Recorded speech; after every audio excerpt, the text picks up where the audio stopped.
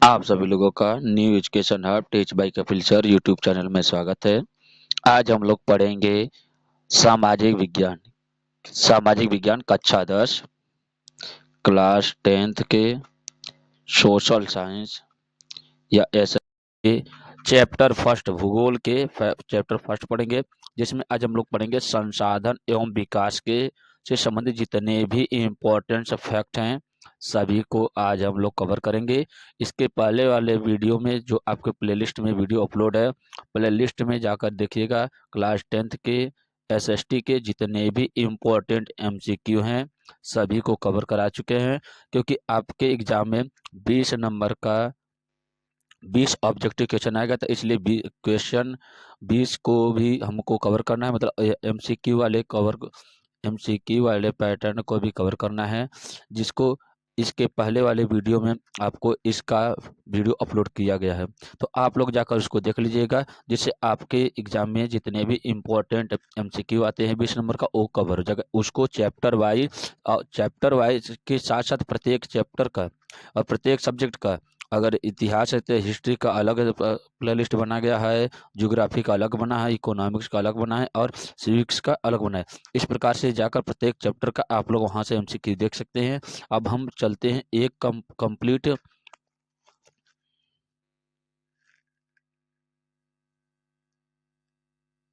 Complete fact की ओर चलते हैं। अब हम देखते हैं कि नंबर 1 देखिए, हमको संसाधन एवं विकास में पढ़ना क्या क्या है। देखिए, सबसे पहले हम देखेंगे कि इस विषय में ध्यान किसको देना है। संसाधन के बारे में अध्ययन करना है। संसाधनों का वर्गीकरण कितने भागों में किया गया है, तो कौन कौन से भाग हो गए। उत्पत्ति के आधार पर, समाप्यता के आधार पर, स्वामित्व के आधार पर, विकास के आधार पर, इस सभी को कवर करना है। उसके साथ साथ संसाधनों का विकास, संसाधन नियोजन, उसके बाद देखिए क्या है, भू भू संसाधन, भू संसाधन, भारत में भू उपयोगिता, भूमि निम्नीकरण, संरक्षण उपाय, भू भू संसाधन, मृदाओं का वर्गीकरण कितने भागों में किया गया है। तो अगर ये देखा जाता है तो देखिए, एनसीईआरटी बुक आपको कितने भागों में बांटती है। देखिए, 1 2 3 4 5 6। और मृदा संरक्षण, इसको कहा जाता है कि मृदाओं का वर्गीकरण 6 भागों में कहा गया है, लेकिन कभी कोई कोई बुक आपको 8 भागों में भी इसका वर्णन करती है। अब देखा का उसके बाद क्या, मृदा अपरदन। अब इसके बाद हम लोग चलते हैं एक एक पॉइंट वाइज, जितने भी आपके एग्जाम में या एनसीईआरटी में इम्पोर्टेंट फैक्ट दिए हैं सभी को एक एक कर कर आपको कवर करेंगे, और एक ही वीडियो में आपका पूरा का पूरा चैप्टर फाइनल कर दिया जाएगा।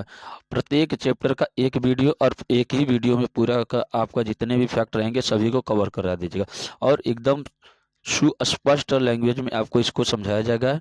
इसकी गारंटी है 100%। आप, मेरा लक्ष्य है कि आप लगभग में हाई स्कूल में तक कम से कम आप तो 95+% लाइए ही लाइए, क्योंकि इसके पहले के बच्चे ऐसा कर चुके हैं, तो आप लोगों से भी उम्मीद किया जा सकता है कि आप लोग भी ऐसा कर सकते हैं। 1 से 1.5 महीने का समय बचा हुआ है, आप अपना जी जान लगा दीजिए, बाकी हम आपके लिए हमेशा तत्पर रहेंगे। अब देखते हैं संसाधन। देखिए, संसाधन क्या होता है। देखिए, कहा जाता है कि ये जो संसाधन होता है, ये कहा जाता है कि देखिए, संसाधन वह वस्तु होती है जिससे हमारी आवश्यकता क्या होती है, आवश्यकता पूर्ण हो जाए।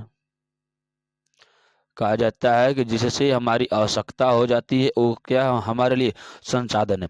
वो चाहे सजीव हो सकता है, चाहे वो निर्जीव हो सकता है। क्या है, सजीव और निर्जीव दोनों हो सकते हैं। करने का तात्पर्य यहाँ पर यह है कि संसाधन जिससे हमारी जरूरतें पूरी हो जाती है वो सभी के सभी संसाधन है, लेकिन बढ़ती तकनीक में उसमें कोई बदलाव होता है तो और वेस्ट संसाधन हो जाता है। तो इसके प्रकार से आगे हम लोग ध्यान देते हैं कि देखिए, संसाधन क्या है। देखिए, हमारे पर्यावरण, देखिए क्या है, हमारे हमारे पर्यावरण में उपलब्ध प्रत्येक वस्तु जो हमारी आवश्यकता को पूर्ण करने में उपयोगी होती है, जिसको बनाने के लिए तकनीक तकनीक तकनीक उपलब्ध होते हैं, जो आर्थिक आर्थिक रूप से संभाव्य तथा सांस्कृतिक रूप से मान्य एक संसाधन कहलाते हैं। जैसे कहा जाता है कि व्यक्ति की जरूरत को पूर्ण पूर्ण करने के लिए जिन जिन वस्तुओं की आवश्यकता होती है उसके लिए वो क्या है, संसाधन है। इस आधार पर देखा जाता है तो जो संसाधन होते हैं वो 2 प्रकार के होते हैं। सजीव और निर्जीव या कह सकते हैं कि जैविक तथा अजैविक होते हैं। तो जिससे अब व्यक्ति अपनी आवश्यकता को पूर्ण कर लेता है वो सभी के सभी क्या होते हैं, संसाधन कहे जाते हैं। आगे देखिए, कहा जाता है कि संसाधनों का वर्गीकरण करने के लिए क्या संसाधनों का वर्गीकरण किया जाता है। तो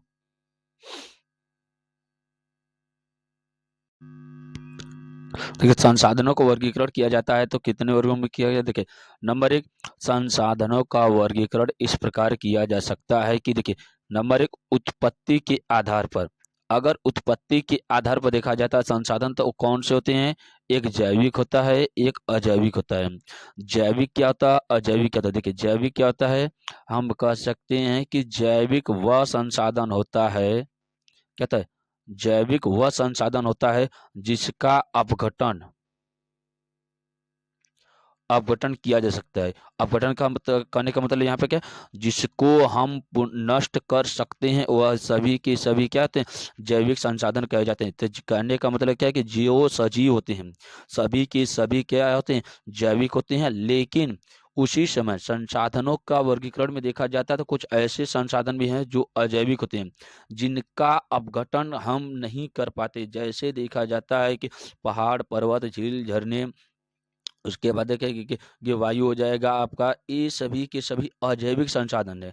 लेकिन जैविक संसाधन में जितने भी पेड़ पौधे होते हैं, जितने भी खाद्य पदार्थ होते हैं, उसका हम क्या करते हैं, पुनः अपघटन कर सकते हैं या उसका हम क्या अपघटन करके उसको नष्ट कर सकते हैं। वो सभी के सभी जैव संसाधन कहलाते हैं और जो जिसको नष्ट नहीं कर सकते वो हमारे क्या, अजैव संसाधन होते हैं। कहने का तात्पर्य है कि यहाँ पर देखा जाता है कि हम लोग की आवश्यकता के लिए कुछ ऐसी वस्तुएं हैं जिसको हम अपघटित कर सकते हैं, कुछ ऐसे होते हैं जो अपघटित नहीं कर सकते हैं। तो इसके आधार पर कहा जाता है कि उत्पत्ति के आधार पर वर्गीकरण किया जाता है संसाधनों को दो भागों में, जैविक, अजैविक।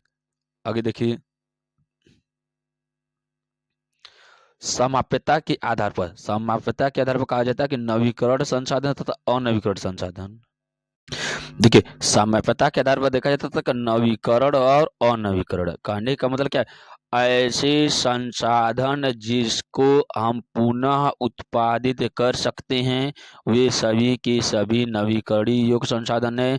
जैसे कहा जाता है कि पवन ऊर्जा, सौर ऊर्जा, ये सभी के सभी क्या है, नवीकरण ऊर्जा है, नवीकरणीय संसाधन है। लेकिन अनवीकरणीय मतलब ऐसे संसाधन जिसका पुनः चक्र नहीं हो पाता है या जिसको हम क्या कर सकते हैं, नष्ट हो जाएगा तो इसकी पुनः आपूर्ति या पुनः हमारे हमारे पास नहीं बचेगा। जैसे कोयला हो गया, पेट्रोलियम पदार्थ हो गए, ये सभी के सभी अनवीकरणीय योग्य संसाधन होते हैं। बाकी जितने भी जिसको हम पुनः प्राप्त कर सकते हैं वो क्या है, नवीकरणीय योग्य संसाधन कहे जाते हैं।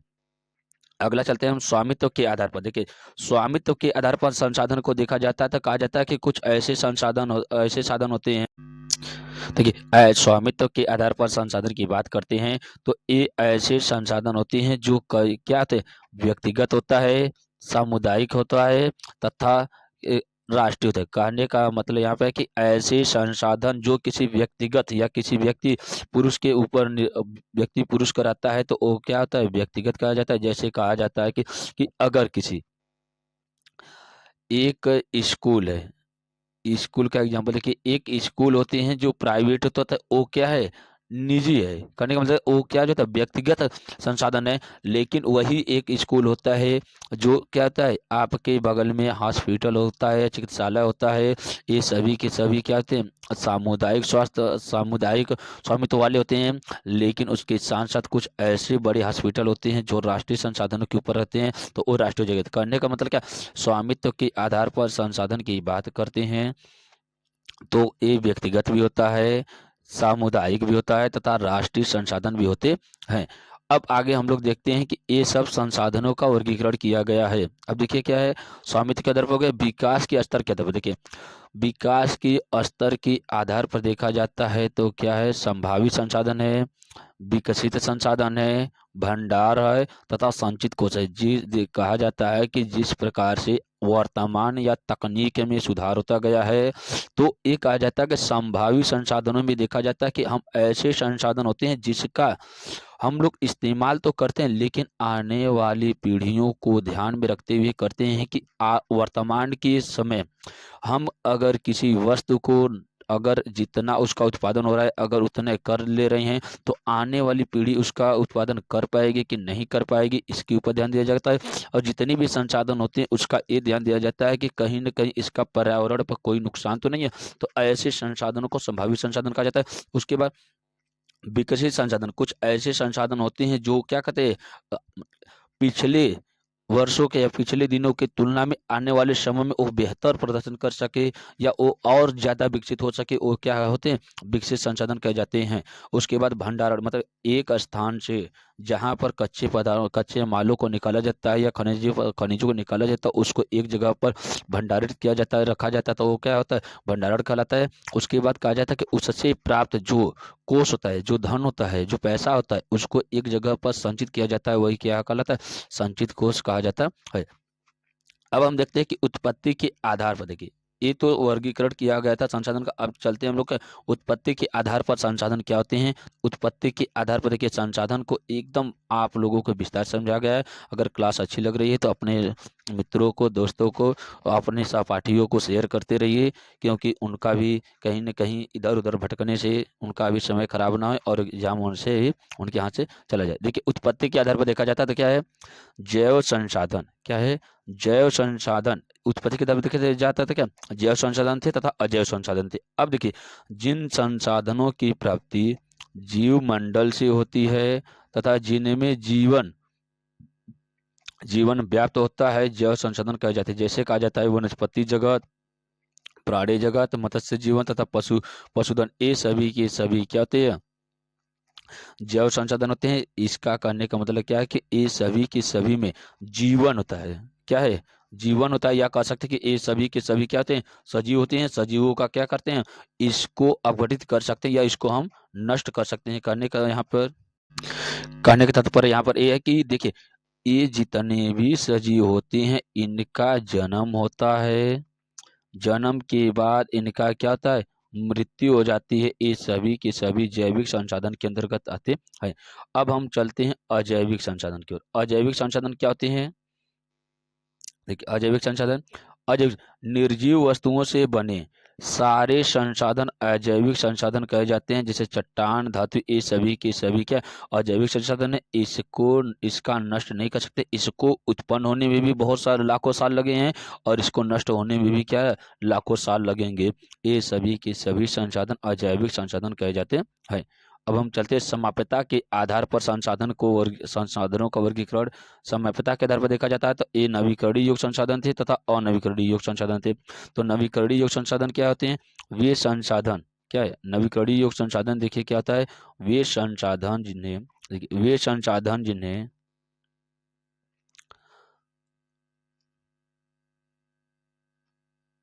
देखिए वे संसाधन जिन्हें भौतिक, रासायनिक तथा यांत्रिक प्रक्रियाओं द्वारा नवीकृत या पुनः उत्पन्न किया जाता है नवीकरणीय योग संसाधन कहे जाते हैं। जैसे कहा जाता है कि ऐसे संसाधन होते हैं जिनका उत्पादन पुनः या कह सकते हैं कि ये नवीकृत या पुनः उत्पादन किया जा सकता है, सभी के सभी नवीकरणीय योग संसाधन कहे जाते हैं। इसको लिखना कैसे आपके बोर्ड कॉपी में देखिए शब्द की शुरुआत किस प्रकार से किया जाएगा उसके ऊपर हमेशा ध्यान दिया करिए। अगर नवीकरणीय योग संसाधन आ गया तो क्या वे संसाधन जिन्हें भौतिक, रासायनिक या यांत्रिक प्रक्रियाओं द्वारा पुनः उत्पन्न किया जा सके नवीकरणीय योग संसाधन कहे जाते हैं।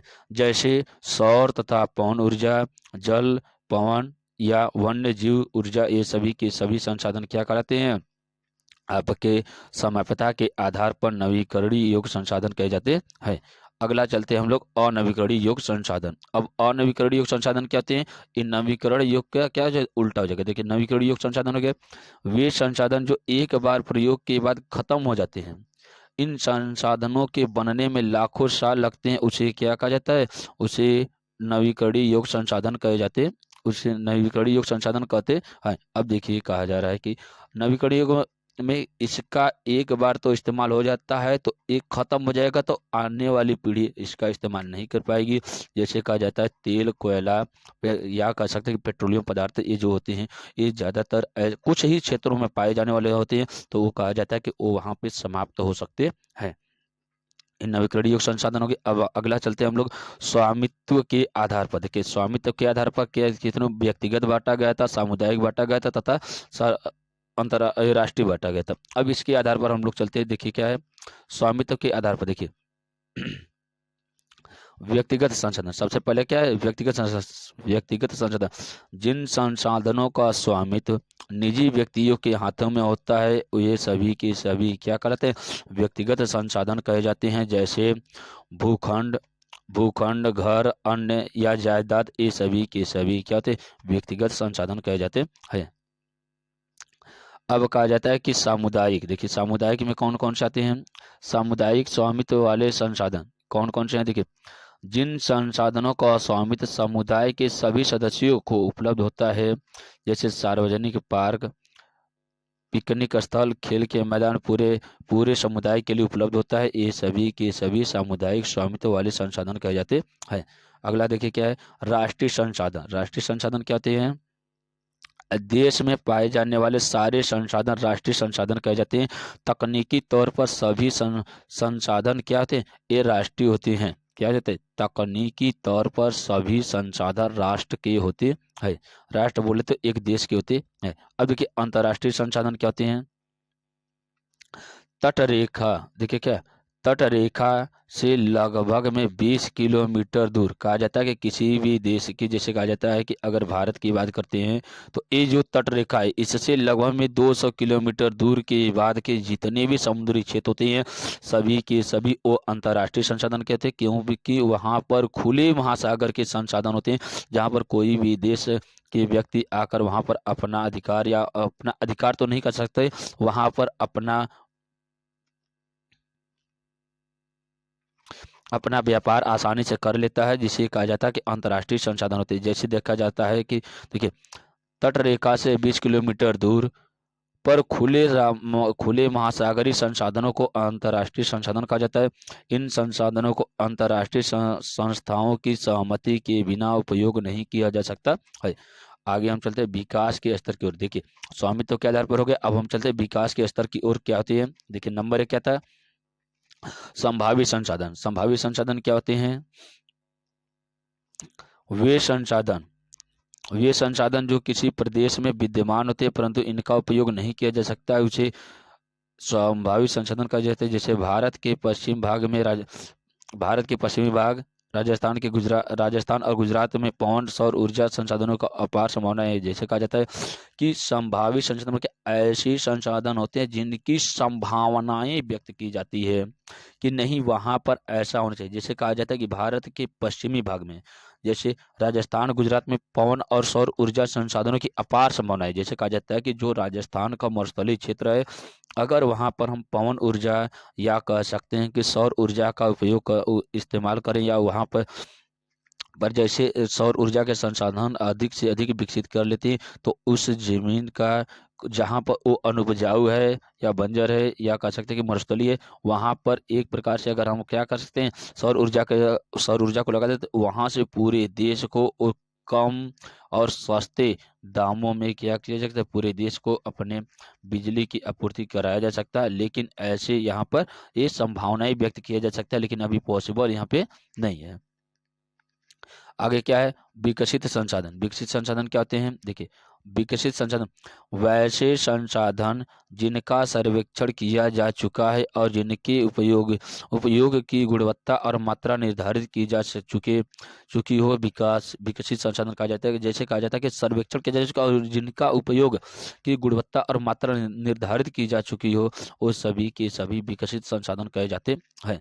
नेक्स्ट क्या है, भंडारण। देखिए क्या है भंडारण में क्या क्या है, पहले भंडार देखिए संसाधन जिनका सर्वेक्षण किया जा चुका है। देखिए संसाधन जिनका सर्वेक्षण किया जा चुका है परंतु प्रौद्योगिकी के अभाव में इनका उपयोग नहीं किया जा सकता। जैसे कहा जाता है कि संसाधन मतलब कि कहीं कहीं ऐसे खनिज पदार्थों की खोज हो जाती है जहाँ पे ये तो पता है कि नहीं यहाँ पर इस कच्चे पदार्थ का भंडार तो है लेकिन वहाँ पर तकनीकी व्यवस्थाएं या कहा जा सकता है कि प्रौद्योगिकी के अभाव में उनका उपयोग या उनका इस्तेमाल नहीं हो पाता है, वे सभी के सभी भंडार कहे जाते हैं। जैसे जल दो ज्वलनशील गैस क्या जल में दो ज्वलनशील गैस कौन से, हाइड्रोजन और ऑक्सीजन का यौगिक है, जिसे ऊर्जा के मुख्य स्रोत के रूप में उपयोग किया जा सकता है, लेकिन तकनीकी ज्ञान के अभाव में इसकी संभावना अभी नहीं है। जैसे कहा जा रहा है कि जल जो होते हैं इसमें हाइड्रोजन और ऑक्सीजन दोनों मौजूद होते हैं और दोनों के दोनों ज्वलनशील गैस है, लेकिन ये तो पता है कि इस जल हमारे क्या लगभग में एक तिहाई क्षेत्रों में पाया जाता है, तो एक तिहाई क्षेत्रों में पाए जाने वाले जल के इस्तेमाल हम लोग अच्छे प्रकार से नहीं कर पाते हैं, इसी की संभावना के इसमें भंडार में कहे जाते हैं। अब देखिए क्या संचित कोष क्या होते हैं, वैसे संसाधन जो भंडार का ही एक हिस्सा है, जिनका उपयोग उपलब्ध तकनीकी द्वारा किया जा सकता है, परंतु जिनका उपयोग अभी तक शुरू नहीं किया गया है, जैसे बांधों में जल, वन वन इत्यादि संचित कोष से कहा जाता है। कि देखिए संचित कोष में कहा जा रहा है कि वैसे संसाधन होते हैं जो भंडारण का ही एक हिस्सा है, जिनका उपयोग उपलब्ध तकनीकी मतलब क्या, ये दोनों को दोनों कौन, भंडार तथा आपके संचित कोष एक दूसरे के से संबंध है, क्योंकि ये दोनों मतलब क्या, बेहतर तकनीक न होने के कारण इसका इस्तेमाल या इसका उपयोग हम लोग अभी नहीं कर पाते हैं। इस क्या है, भंडार और संचित कोष कहे जाते हैं। अगला हम देखते हैं कि संसाधनों का विकास कैसे होता है। देखिए नंबर 1 क्या है, संसाधनों का विकास जो होता है वह मानव अस्तित्व के लिए संसाधन अत्यंत महत्वपूर्ण है। कहा जाता है कि जो मानव अस्तित्व के लिए संसाधन क्या है, बहुत ही महत्वपूर्ण होते हैं।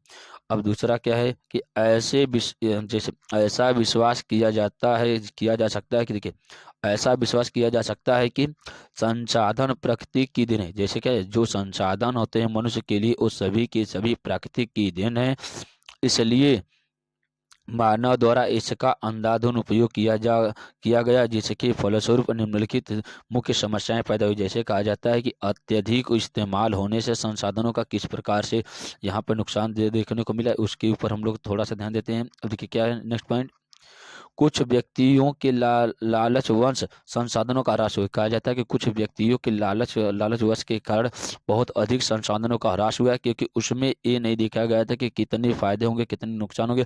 लोग अंधाधुंध, जैसे एग्जाम्पल में देखते हैं कि शुरुआत में हमारे क्षेत्रों में बगीचे और जंगल की मात्रा बहुत ही अधिक थी, लेकिन मनुष्य इतना उसके लिए व्याकुल हो गया था वन की कटाई के लिए कि उस समय अधिक दिख रहा था।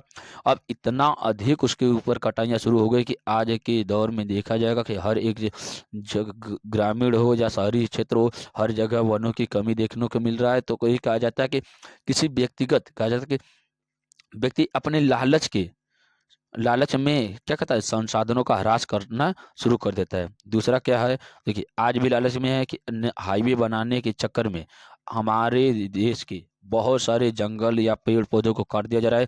एक उम्मीद किया जा रहा है, देखिए ये जंगल है, आप लोग खुद तर्क बताइए कि देखिए ये जंगल है, जंगल के पास क्या रोड बन रहे हैं, तो ये पूरे के पूरे रोड को क्या है, जंगल को काट दिया जा रहा है। अब लोगों के ये कहा जाता है कि हर एक वर्ष में लगभग में 5 करोड़ पौधे लगाने हैं। क्या है, 5 करोड़ पौधे लगाने। अब बताइए, देखिए गवर्नमेंट का लक्ष्य क्या है कि एक वर्ष में क्या है, एक वर्ष में देखिए 5 करोड़ पौधे लगाना। अब ये जंगल में क्या है, हाईवे बन गए। अब बताइए कि इसके आसपास जो भी पौधा लगाया जाएगा, इसकी जीवन कितनी होगी लगभग में, आपके अनुमान के ये संभावना है कि कुछ तो नष्ट हो जाएंगे। अगर 5 करोड़ लग रहे हैं पौधे, तो शायद 1 लाख बच जाएंगे तो बच जाएंगे, नहीं तो वो भी नहीं बचेंगे। और ये जो पौधे होते हैं बहुत ही छोटे होते हैं, ज़्यादातर ऐसे पौधे लगाए जा रहे हैं जो झाड़ियाँ वाले होते हैं। तो अब जब झाड़ियों वाले होते हैं तो इसकी आयु लगभग में 150 साल से लेकर 200 साल जाने में क्या जगह उसका जोर हो जाएगा। कहने का तात्पर्य यहाँ के कि इस पौधे की उम्र 150 से 200 साल तक होना बहुत ही लाजमी है। अब कहा जाएगा कि इसके पहले जो वृक्ष थे उसकी लगभग में उम्र कितनी थी, लगभग में आप देखेंगे तो एक नॉर्मल जो पौधा जंगलों में रहा हो 300 से लेकर कम से कम 600 700 साल तक ये जीवित रहे हैं। तो अब देखिए इसकी तुलना में ये पहले से संपन्न है, मतलब क्या पहले से पूर्ण विकसित है, ये अभी विकसित हो रहा था, तो इसकी संभावना अधिक है कि इसकी संभावना अधिक है। तो कहा जा सकता है कि एक व्यक्ति अपने लालच में इतना चकनाचूर हो गया है कि आने वाले समय में इतना अधिक वनों की कटाई करा है कि जितने भी ग्लोबल वार्मिंग है, जितने भी पर्यावरण के पे नुकसान देखा जाता है, सभी के सभी किसके हमारे क्षेत्र में वनों की कटाई के कारण हो रहा है। हम लोग क्या अपोजिट साइड में देखते हैं कि प्लास्टिक की मात्रा बढ़ रही है, तो प्लास्टिक पर भी बैन लगना चाहिए। प्लस हमारे क्षेत्रों में पूरे देश को अगर अच्छे प्रकार के वातावरण देना है तो वनों की कटाई को वनों की कटाई पर बहुत ही जल्द इसके ऊपर रोक लगा देना चाहिए, नहीं तो आने वाला समय बहुत बद से बदतर होने वाला है।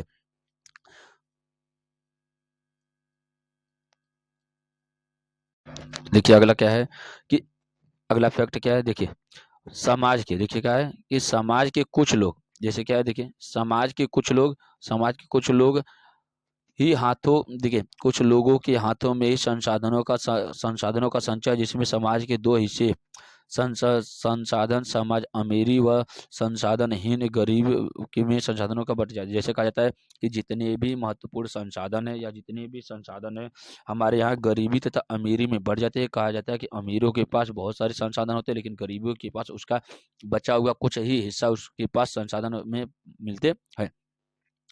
नेक्स्ट क्या है कि देखिए संसाधनों के अभाव के अंधाधुंध शोषण ने वैश्विक पारिस्थितिकी संकट को पैदा किया, जैसे भूमंडलीकृत तापन ओजोन पर देखिए क्या अत्यधिक शोषण के कारण, देखिए किसके किसी भूमंडल का तापमान मतलब क्या भूमि का तापमान बढ़ना, ओजोन परत का अवक्षय होना, पर्यावरण का प्रदूषण, भूमि निम्नीकरण, ये सभी की सभी आने वाले समय के सबसे बड़े संकट है।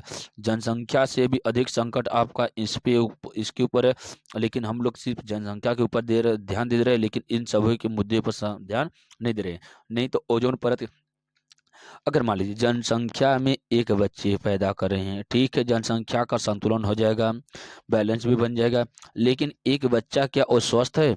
ना तो जच्चा सुरक्षित है, ना तो बच्चा सुरक्षित है, ना तो उसकी गार्जियन सुरक्षित है। तो हम लोग क्या करेंगे?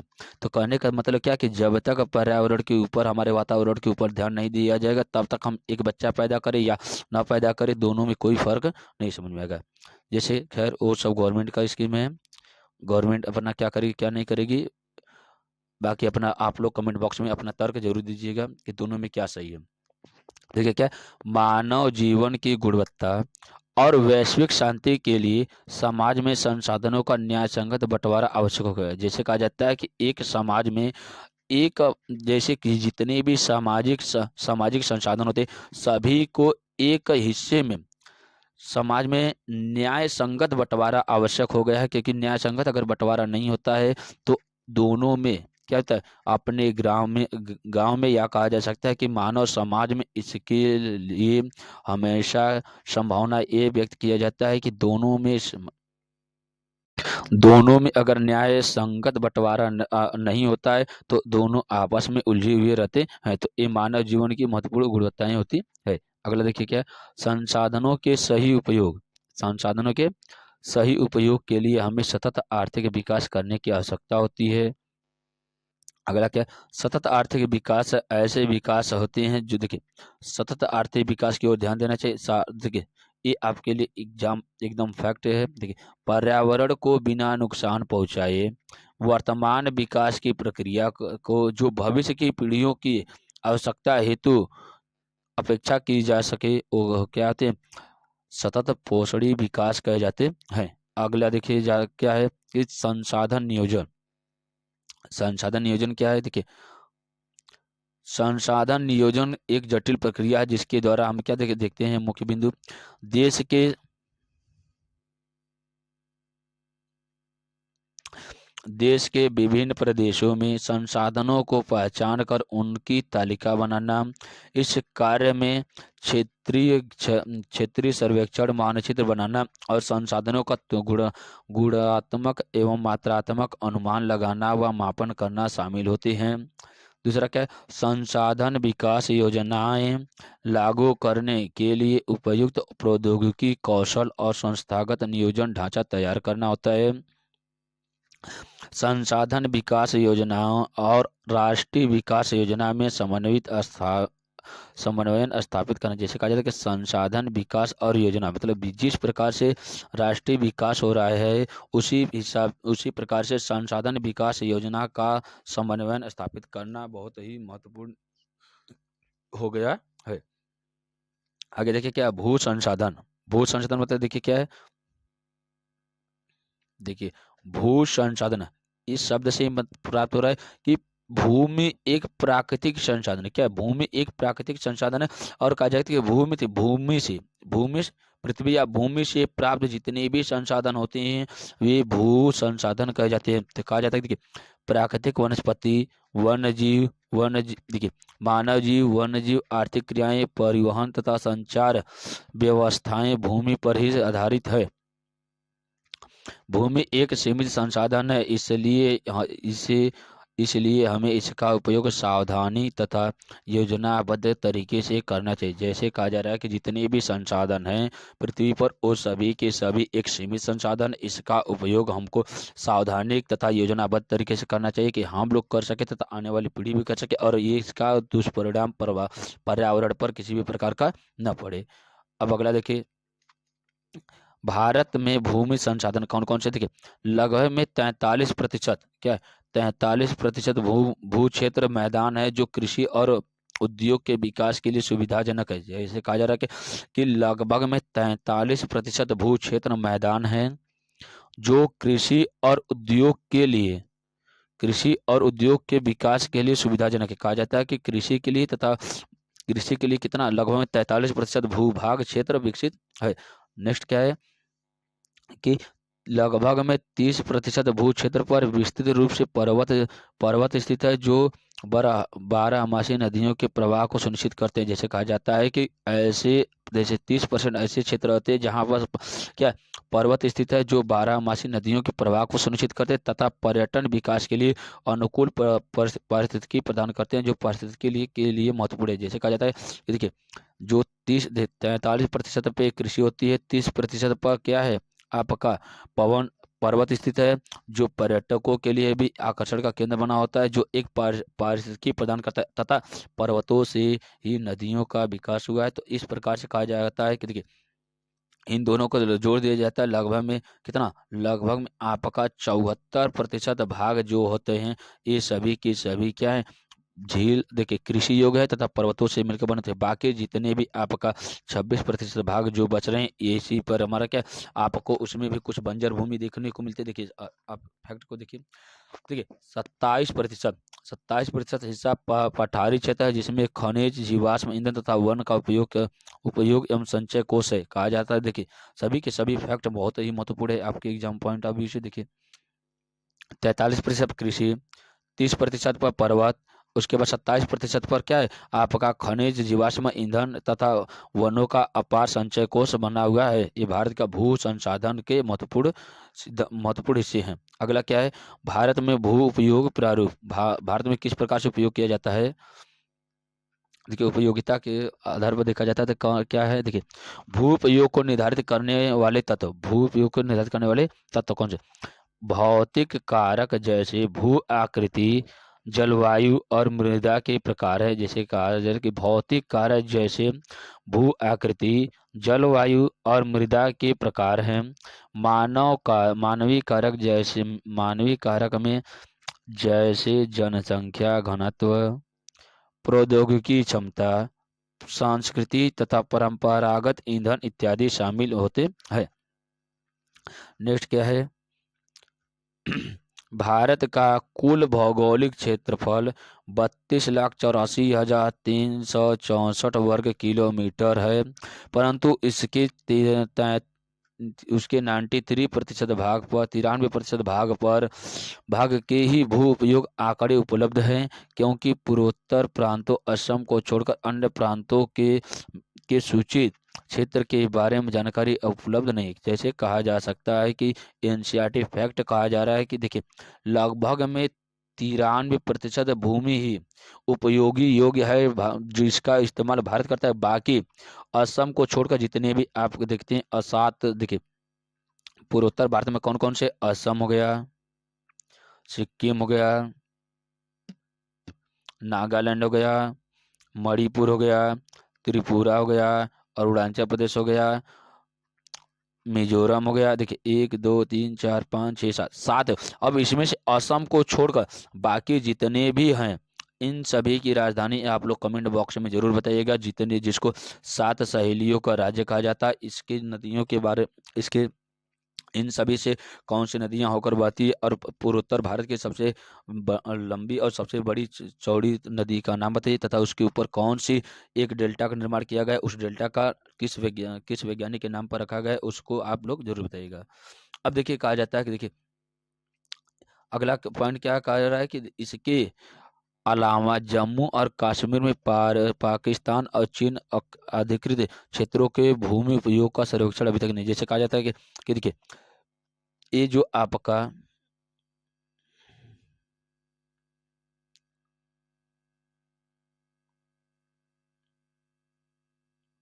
देखिए ये आपका क्या सियाचित ग्लेशियर है और यहाँ पर क्या है पीओके है।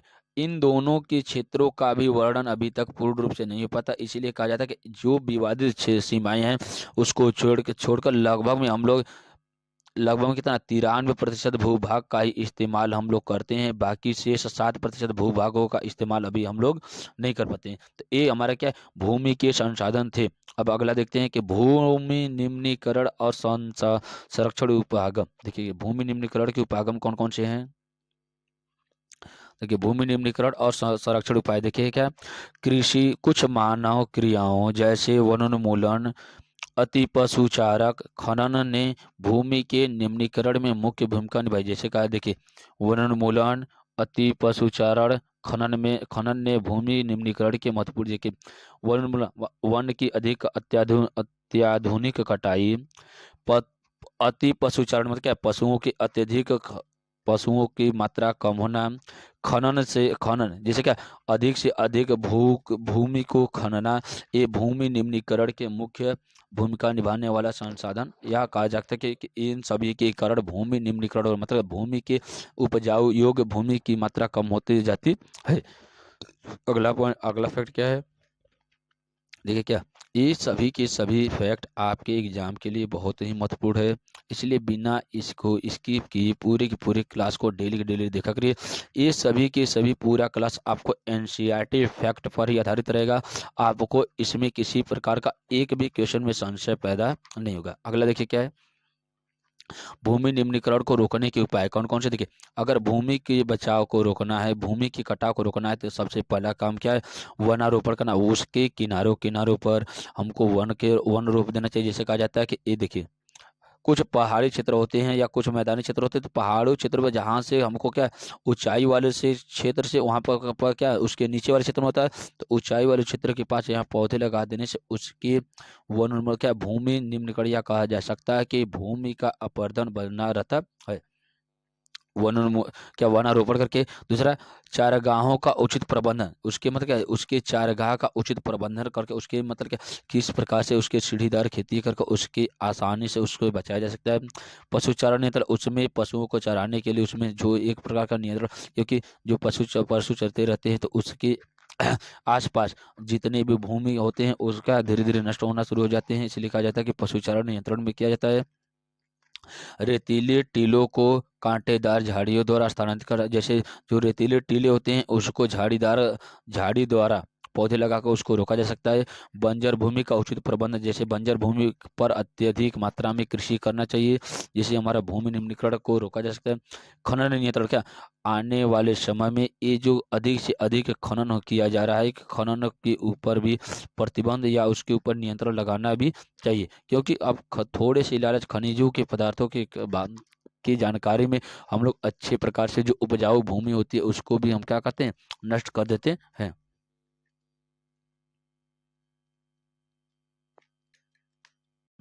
अगर देखिए क्या है मृदा संसाधन। देखिए मृदा संसाधन का मृदा मतलब वो भूमि के संसाधन ये मृदा से प्राप्त संसाधन मृदा संसाधन कहे जाते हैं। जैसे इसमें देखिए क्या है मृदा अथवा मिट्टी का सबसे महत्वपूर्ण नवीकरणीय प्राकृतिक संसाधन है। यह पौधे के विकास का माध्यम है जो पृथ्वी पर विभिन्न प्रकार के जीवों का पोषण पोषण करती है। जैसे मृदा का वर्गीकरण कहा जा रहा है कि मृदा का वर्गीकरण जिस प्रकार से किया जाता है कि मृदाओं को अलग अलग वर्गों में बांटा गया है, लगभग कितने 6 भागों में बांटा गया एनसीईआरटी के अनुसार, लेकिन कुछ कुछ साइड बुक में कितने 8 भागों में भी बांटा गया है। तो इसमें देखा जाता है कि मृदा बनाने की प्रक्रिया को निर्धारित करने वाले तत्व कौन कौन से हैं? रंग, गहराई, गठन, आयु, रासायनिक तथा भौतिकी गुण के आधार पर भारत की मृदाओं को निम्न वर्गों में बांटा गया है। इसमें कौन कौन से देखिए, नंबर 1 जलोढ़ मृदा। इसके ऊपर हम लोग देखते हैं, देखिए जलोढ़ मृदा क्या है? संपूर्ण उत्तरी मैदान जलोढ़ मृदा से बना होता है। जैसे कहा जाता है कि जो उत्तरी मैदान है, उत्तर मैदान की बात क्या, देखिए ये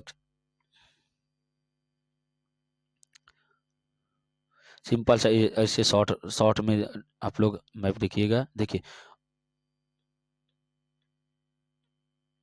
देखिए उत्तर उत्तर की बात किया जा रहा है कि कहा जा रहा है कि ये देखिए उत्तरी मैदान ये सभी जितने भी उत्तर वाले भाग ये सभी के सभी कौन से होते हैं? उत्तरी मैदान होते हैं। उत्तरी मैदान में इसकी मिट्टी कैसी होती है? जलोढ़ मिट्टी होती है। अब देखिए नेक्स्ट पॉइंट कह रहा है कि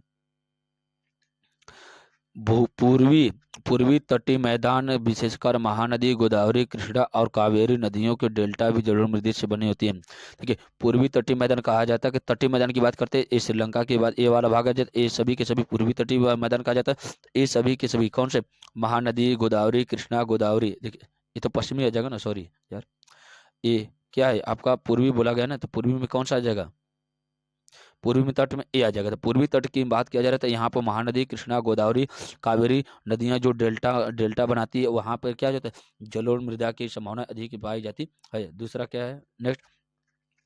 अधिकतम उपजाऊ होने के कारण जलोढ़ मृदा वाले क्षेत्रों में गहन कृषि की जाती है, जहाँ पर जनसंख्या जैसे जो जलोढ़ मृदा कहा जाता है कि सबसे अधिक जनसंख्या किस मिट्टी के ऊपर निर्भर होती है? तो जलोढ़ मृदा के ऊपर निर्भर होती है। जलोढ़ मृदा सबसे अधिक उपजाऊ होती है। देखिए जहाँ पर नदियाँ पाई जाती है वहाँ की मिट्टी कृषि योग्य होती है तथा वो रहने योग्य होती है। और जहाँ मतलब मैदानी क्षेत्रों में कृषि अधिक होती है तो वहाँ पर जनसंख्या घनत्व भी अधिक होता है। इसलिए कहा जाता है कि जो जलोढ़ मृदा होती है ये उपजाऊ होने के साथ साथ यहाँ पर कृषि अधिक मात्रा में की जाती है, तथा जहाँ पर कृषि अधिक मात्रा में किया जाएगा वहाँ पर जनसंख्या घनत्व भी अधिक देखने को मिलता है। अब नेक्स्ट पॉइंट देखिए, अधिकतर जलोढ़ मृदा में पोटास, फास्फोरस तथा चूना युक्त होते हैं, जिसे गन्ने, चावल, गेहूं इत्यादि अनाजों तथा दलहनी फलों की खेती के लिए उपयुक्त मानी जाती है। कहा जाता है कि जलोढ़ मृदा में गन्ने, चावल, गेहूं और अन्य अनाजों और दलहनी फसलों की खेती की जाती है। इसमें उचित मात्रा में कौन सा? पोटास और फास्फोरस पाया जाता है। बाकी कृषि के लिए कौन? NPK नाइट्रोजन, फास्फोरस और पोटेशियम पाया जाता है। इसमें क्या? पोटास और फास्फोरस पाया जाता है। नेक्स्ट देखते हैं काली मिट्टी। काली मिट्टी क्या है? देखिए काली मिट्टी इन देखिए इन मृदाओं का रंग काला और इन्हें रेगर मिट्टी भी कहा जाता है। देखिए इन काली मिट्टी का निर्माण कैसे हुआ है? पृथ्वी के अंदर ज्वालामुखी के विस्फोट के क्या? ज्वालामुखी के विस्फोट से दो लावा निकले थे क्या? एक लावा निकला था, एक मैग्मा निकला था। मैग्मा आपका बहुत ही गर्म था, लेकिन लावा क्या था? लावा जब बाहर निकल कर ये लावा कैसा था? काला होता है। तो ये लावा निकला और ठंडा होकर किसका निर्माण किया? काली मिट्टी का निर्माण किया। इसका गुण क्या होता है, एक किस राज्य में पाया जाता है, इसके ऊपर हम लोग विस्तार से ध्यान देते हैं। तो इसे रेगर मिट्टी भी कहा जाता है। काली मृदा कपास की खेती के लिए उचित समझी जाती है। देखिए काली मृदा कपास के लिए खेती, देखिए काली देखिए काली मिट्टी के लिए कौन से फसल की आवश्यकता होती है? कपास की खेती की जाती है। इसे काला देखिए काली कपास मृदा के नाम से भी जाना जाता है। ये मृदा ये महाराष्ट्र, सौराष्ट्र, मालवा, मध्य प्रदेश, छत्तीसगढ़, गुजरात, देखिए उसके बाद कर्नाटक, कुछ हिस्सों में तमिलनाडु हिस्से में पाया जाता है। ये दक्षिण पूर्वी के गोदावरी और कृष्णा नदी के तटीय मैदान, कृष्णा नदी के तटीय मैदान क्या? उड़ीसा के पास भी थोड़ी मात्रा में पाया जाता है। काली मृदा बहुत महीन, कड़ू अथवा मृतिका से बनी होती है। इनकी नमी धारण करने की क्षमता बहुत ही अधिक होती है। ये मृदा कैल्शियम कार्बोनेट, मैग्नीशियम, पोटास और चूने पत्थर जैसे तत्वों से मिलकर परिपूर्ण होता है। इसमें कौन कौन से तत्व पाए जाते हैं? कैल्शियम कार्बोनेट, मैग्नीशियम, पोटास और चूने पत्थर उचित मात्रा में पाए जाते हैं। अगला देखिए क्या? लाल मिट्टी। लाल व पीली मिट्टी क्या है? लाल मृदा दक्कन पठार के पूर्वी और दक्षिणी हिस्से में रवेदार आग्नेय चट्टाने में कम वर्षा वाले क्षेत्रों में पाई जाती है। जैसे लाल मिट्टी और पीली मिट्टी कहाँ पाई जाती है? ये दक्कन के पठारों में पाई जाती है, यहाँ पर वर्षा की मात्रा कम होती है। तथा लाल और पीली मिट्टी उड़ीसा, छत्तीसगढ़, मध्य मध्य गंगा मैदान के दक्षिणी छोर पर तथा पश्चिमी छोर वाले पहाड़ियों पर ऐसे देखा क्या लाल और पीली मिट्टी पाई जाती है। इन मृदाओं का लाल रंग रवेदार आग्नेय और रूपांतरित चट्टानों में लौह धातु के प्रसार के कारण कहा जाता है कि ये जो लाल और पीली मिट्टी होती है, इन सभी का निर्माण जो आग्नेय जैसे जो शैल था, शैल कितने प्रकार के होते हैं, इसके ऊपर अगर वीडियो नहीं देखे हैं तो आप लोग के प्ले लिस्ट में वीडियो अपलोड किया गया है, उसको जाकर आप लोग शैल के बारे में स्पष्ट रूप से देख सकते हैं कि कायांतरिक शैल क्या है, आग्नेय शैल क्या था तथा रूपांतरित शैल क्या होते हैं। इसका एग्जाम्पल कौन कौन से हैं। अब देखा जाता है कि आगे हम लोग पढ़ते हैं किसके ऊपर, लेटेराइट मिट्टी। लेटेराइट मिट्टी क्या है, देखिए लेटेराइट मिट्टी देखिए क्या, लेटेराइट मृदा उच्च तापमान और अत्यधिक वर्षा वाले क्षेत्रों में विकसित होती है। देखिए अब उच्च वर्षा भारत में किस जगह पर होती है, इसका नाम आप लोग जरूर कमेंट बॉक्स में जरूर बताइएगा। सबसे अधिक उच्च तापमान कहाँ पाया जाता है और सबसे अधिक वर्षा कहाँ पे होती है। ये मृदाएं मुख्य तौर पर कर्नाटक, केरल, तमिलनाडु, मध्य प्रदेश तथा उड़ीसा तथा असम के पहाड़ी क्षेत्रों में पाया जाता है। उसके बाद देखिए नेक्स्ट पॉइंट, इस मृदा पर अधिक मात्रा में खाद और रासायनिक उर्वरक डालकर ही खेती की जा सकती है। जैसे कहा जाता है कि ये उपजाऊ नहीं होती है, तो यहाँ पर अधिक मात्रा में उर्वरकों का इस्तेमाल कर कर हम लोग खेती कर सकते हैं। इस मृदा में ह्यूमरस की मात्रा कम पाई जाती है, क्योंकि अत्यधिक तापमान के कारण जैविक पदार्थों को अपहरण करने में बैक्टीरिया नष्ट हो जाती है। कहा जाता है कि ह्यूमरस क्या हो जाते हैं, पृथ्वी के अंदर सड़े गले पदार्थों को जो अपने आप को नष्ट कर कर मिट्टी में बदल जाते हैं, वो क्या होते हैं, मृदा में ह्यूमरस कहे जाते हैं। इसमें कहा जाता है अत्यधिक ताप हो जाने के कारण इसका अपघटन नहीं पता, क्योंकि अपघटन करने के लिए सूक्ष्म जीवों की आवश्यकता होती है, सूक्ष्म जीव नहीं रहेंगे तो वो उसका अपघटन नहीं हो पाएगा। अगला हम लोग चलते हैं मरुस्थलीय मृदा। मरुस्थलीय मृदा क्या होती है, देखिए वे मृदाएं मुख्यतः पश्चिमी राजस्थान में पाई जाती है। इन मृदा को इन मृदा को सही इन मृदा को सही तरीके से संचित करने कृषि योग्य बनाया जा सकता है। जैसे कह सकते हैं इस मृदा को अच्छे प्रकार से सिंचित करके कृषि योग्य बनाया जा सकता है। शुष्क जलवायु और उच्च तापमान के कारण जलवाष्प दर अधिक होता है और मृदाओं मृदाओं में ह्यूमस और नमी की मात्रा कम होती है। नमक की मात्रा अधिक पाए जाने के कारण झीलों में जब वाष्पीकरण करके खाने का नमक भी बनाया जा सकता है। जैसे कहा जाता है कि यहाँ पर नमक बनाया जाता है क्योंकि अधिक तापमान होने के कारण यहाँ पर जल वाष्पीकरण की मात्रा बहुत ही तेजी से होती है और यहाँ पर ह्यूमरस की मात्रा कम होती है, क्योंकि अधिक ताप होने जाने के कारण यहाँ पर ह्यूमस बहुत ही कम मात्रा में बनते हैं। अगला देखिए क्या, वन मृदा।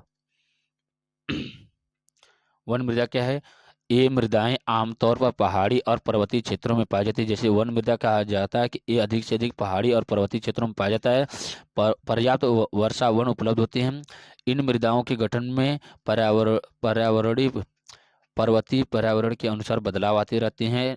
नदी घाटियों में ये मृदाएं दोमट और सिल्टदार होती है, परंतु ऊपरी ढालों पर इनका गठन मोटे तौर पर होता रहता है। नदी घाटियों के निचले क्षेत्रों विशेषकर नदी सोपान और जलोढ़ पंखों आदि पर पाए जाते हैं। जैसे कहा जाता है कि इस नदियों के सोपानों पर या जलोढ़ मिट्टी में ये इत्यादि मृदा उपजाऊ होती है। जैसे कहा जाता है कि वन मृदा में जो पर्वतीय क्षेत्र होते हैं उसके ढलानों वाले क्षेत्रों पर जो थोड़ा मैदानी हिस्से होती है वहाँ पर आपका ये सब मृदा उपजाऊ होती है। नेक्स्ट पॉइंट क्या है, मृदा अपरदन और संरक्षण। मृदा का अपरदन क्या, मिट्टी की कटाव को क्या कहा जाता है, मृदा अपरदन कहा जाता है। इसके संरक्षण के लिए उसमें अलग अलग जगहों पर क्या करना चाहिए, वन लगाना चाहिए। देखिए मृदा अपरदन क्या है, मृदा अपरदन के प्राकृतिक कारण पवन, हिम नदी, जल मृदा अपरदन के प्राकृतिक तत्व हैं। जैसे कहा जाता है कि मृदा का अपरदन, मृदा के कटाव को क्या कहा जाता है, मृदा अपरदन कहा जाता है। कि इसके लिए पवन है, हिम नदी है और जल मृदा अपरदन के प्राकृतिक तत्व हैं। नेक्स्ट क्या है, मानवीय कारण जैसे वनोन्मूलन, जैसे देखिए एक या प्राकृतिक कारण हो गया, लेकिन अगर बात किया जाता है कि मृदा अपरदन के लिए तो मानवीय कारण या कृत्रिम पद्धति क्या है, वन की अधिक अत्याधुनिक कटाई से वनोन्मूलन से मृदा का अपरदन होता है, अति पशुचारण से किया जाता है, निर्माण और खनन इत्यादि के कारण मानवीय मृदा अपरदन होता है। आगे देखते हैं कि मृदा संरक्षण के उपाय कौन कौन से होते हैं। मृदा अपरदन के उपाय कौन कौन देखिए। मृदा संरक्षण के उपाय, सोपान या सीढ़ीदार खेती। अगर मान लीजिए जिस क्षेत्र से मृदा का अपरदन अधिक होता है वहां पर सीढ़ीदार खेती करके हम आसानी से उसको उसके अपरदन से रोक बचा सकते हैं। या तब पट्टी कृषि कहा जाता है कि खेतों को अलग अलग कतारों में बांटकर हम क्या कहते हैं उसकी खेती कर सकते हैं, या उसमें पट्टा बनाकर हम क्या कहते हैं उसमें खेती कर सकते हैं। इस प्रकार से आज हम लोग पूरे के पूरे चैप्टर को क्या किए, फिनिश किए। ऐसे ही वीडियो देखने के लिए चैनल के बारे में सभी मित्रों को बताइए और सभी मित्रों को बोलिए कि इस चैनल को सब्सक्राइब कर ले, क्योंकि नोटिफिकेशन प्रत्येक दिन का उनके पास पहुंचता रहे, जिसके कारण उनकी तैयारी और बेहतर से बेहतर हो सके। एक क्लास आप लोगों को अगर इसके पहले पढ़ चुके हैं तो इस क्लास को सिर्फ रिवीजन के तहत पूरा का पूरा पढ़िए, क्योंकि समय बहुत कम है। एक ही वीडियो में आपका आज 30 से 35 मिनट की वीडियो में आपका पूरा का पूरा कॉन्सेप्ट क्लियर हो जाएगा। और प्रत्येक दिन बस कल 1 से 2 बार आप लोग इसको रिवीजन के थ्रू बस करें, इसकी स्पीड को बढ़ा। अगर देखिए समय आपके पास कम है तो इसकी स्पीड को 1.5 में कर देख लीजिएगा, ये समझ में आ जाएगा। थोड़ा सा अपनी क्वालिटी को 240 में भी कर देख लेंगे तो वो भी समझ आपको को क्वालिटी भी क्लियर हो रहेगी। और आपको लैंग्वेज की बात करेंगे तो उसमें 1.5 के या 1.75 के ऊपर आप लोग वीडियो कर देख लेंगे, आपको कम समय में पूरा का पूरा वीडियो आपको क्या हो जाएगा, कवर हो जाएगा। आपको अब क्लास रिवीजन के थ्रू देखना है, ना कि उसके ऊपर अब एकदम डीप में जाने की, क्योंकि समय बहुत ही कम बचा हुआ है। अब प्रत्येक दिन प्रत्येक चैप्टर को हम ला रहे हैं आपके लिए, तो आपका भी कर्तव्य बनता है कि इस वीडियो को अगर हम आपके लिए मेहनत कर सकते हैं तो आप भी थोड़ा सा, आपको आपसे क्या जाता है, आप थोड़ा सा बस कर वीडियो को शेयर कर दिया करिए। लोगों को बताइए कि इस प्लेटफॉर्म पर अच्छे बेहतर से बेहतर कंटेंट दिया जा रहा है और बेहतर से बेहतर यहाँ पर समझाया जा रहा है। ऐसे ही वीडियो देखने के लिए चैनल को लाइक करिए, सब्सक्राइब करिए तथा अपने मित्रों को शेयर करिए। धन्यवाद। मिलते हैं नेक्स्ट वीडियो में। Thank you so much, most welcome, take care, bye bye.